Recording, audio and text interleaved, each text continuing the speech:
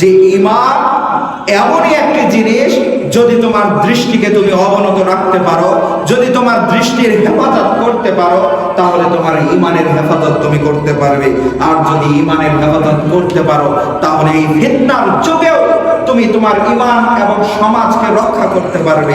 যে কথা তোমার রাসূল বলেছে সেটা কোনোদিন মিথ্যা হতে পারে না, যে কথা তোমার রব বলেছে সেটা কোনোদিন মিথ্যা হতে পারে না। তাই শুনে রাখো ভাই আমার, তোমার চক্ষুকে, তোমার লজ্জাস্থানকে, তোমার দৃষ্টিকে অবনত এবং হেফাজত করার দায়িত্ব তোমার।